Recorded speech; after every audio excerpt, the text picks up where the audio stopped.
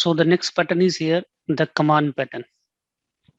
So in this pattern, a request is wrapped under an object as a command, and it is passed to the invoker object, the object which is going to call it. So invoker object pass the command to the appropriate object, which can handle it, and that object execute the command. It is a commonly used pattern, the command pattern.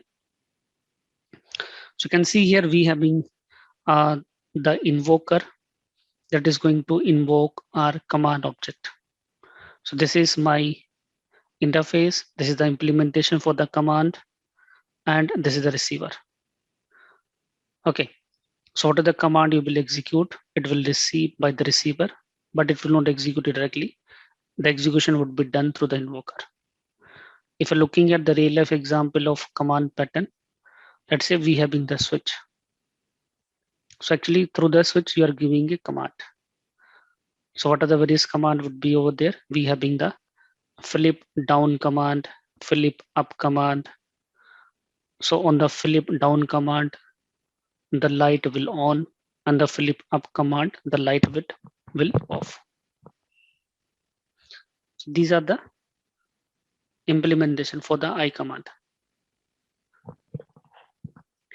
If I'm looking at the other command pattern example, let's say we have being a menu system in applications such as IDE or like in editor. So that is the example of command pattern. Like from there, we are giving the command.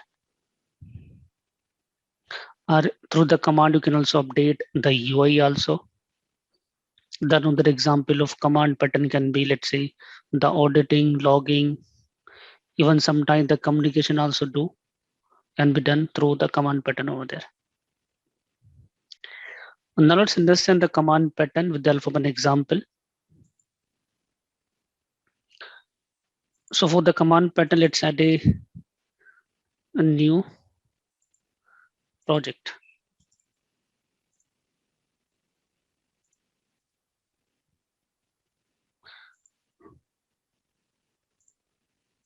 I'm adding a new project for the command.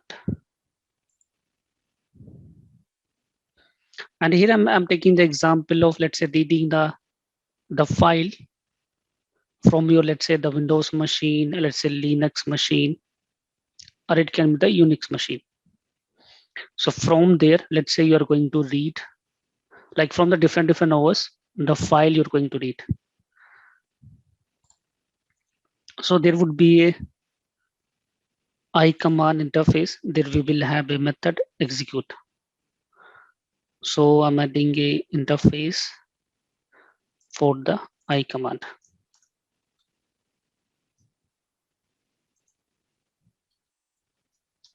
And it would be here for execute. Now we will have the receiver. So the receiver will receive the command. So let me define an interface for the receiver. So I'm defining here I file system interface. I file system receiver.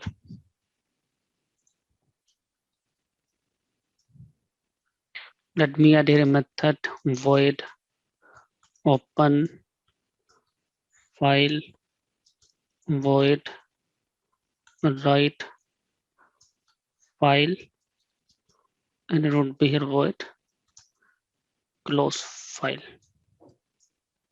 this way.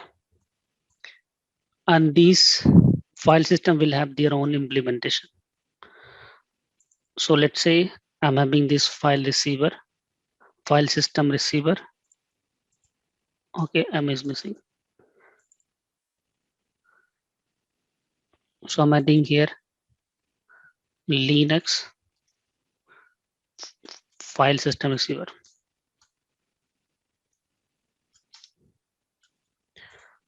So let's implement it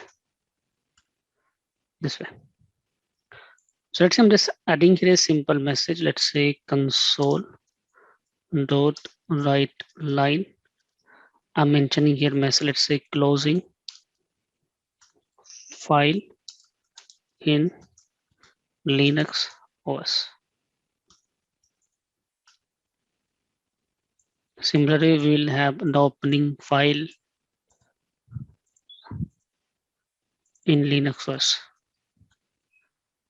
and then writing file in Linux OS. Similarly, we will have the Windows file system receiver.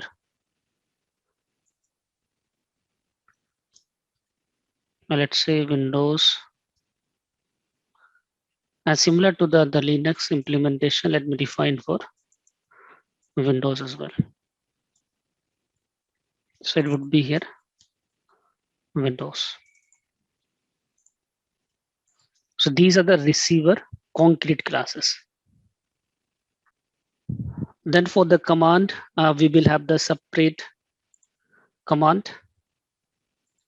So if you're looking at here, we having the interface for this I command, which is having a method execute. Even if you're looking at here, this one. So this interface having its concrete implementation. So here in our case, we will have the multiple concrete implementation like open file, close file. So these would be the multiple implementation for this command. So I'm just going to add here a implementation for open file and close file and reading file. Open file command. So let me implement the I command. And here in the execute, let me write the code to execute the file. So there would be here I file system receiver. Because the system is not decided, we writing a library. That library can be used with the Windows OS and it can be used with the Linux OS. So the runtime, it would be decided what is the OS we are targeting. So based upon that, it would be used. So file system equal to, let me use here I file system receiver on the runtime this way.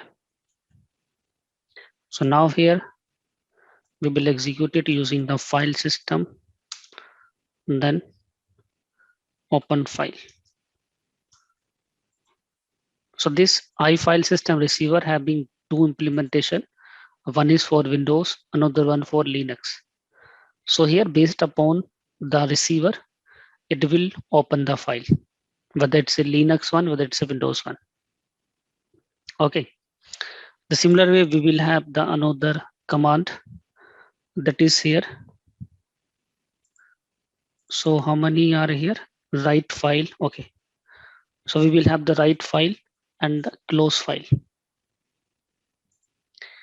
So I'm adding here a class for write file command. Write file command. Let's make it public. And similar to the open file command, it will have the write file command implementation. And here it would be here, write file. On the similar way, we will have the close file command. Close file command. And similar to the write and the open, let me write for the close as well. This would be here, close file command. So let me use here, close file. And so far we have not defined the invoker. We have defined the command. We have defined the receiver also. Let me define the invoker. So that would be here file invoker through which the invoking will be done. So file invoker. Let's make it public. And in the file invoker, I will add a field for the command, then we will execute it here. I command, let me add the constructor and initialize this command. So command equal to C. So the type we will pass from here. Now it will have a execute method, because so that we can call the command. So execute. So the command we will execute it here like this way.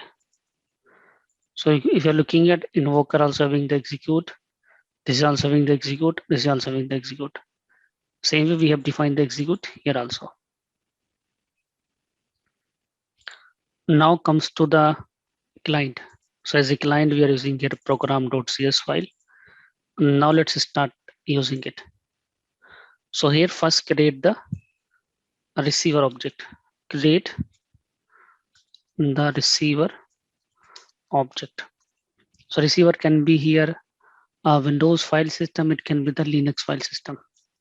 So obviously that will be decided on the operating system type. But here we don't have any way, so I'm just creating the object explicitly here. But it can be done at the running time when the software will run on a particular OS. So I'm just using here, let's say Windows file system. Now let me define the invoker. For invoking purpose, so file invoker I'm defining here. Now let's execute the command over here. So create command and associate with receiver. So I'm just having here open file command this way. Now let me use here file invoker to pass it into the invoker. Open file command. Now through the invoker we will call it file invoker and then execute. So file invoker is playing the role here of executing the command. Similarly, it would be here for this command as well, write and close. This is the way it would be here for write and close. So let me set the command as a startup project and run it. So you can see it is showing us the message opening file in Windows OS, writing file in Windows OS. Sorry, here is Windows here, because here the receiver object is here Windows. So this is the way the receiver is not directly calling the command. It is calling, sorry, the client is not calling the command directly, it is calling through the invoker like this way. This is the client, it is using the invoker for executing the command. And here the command is going to be executed based upon the receiver here.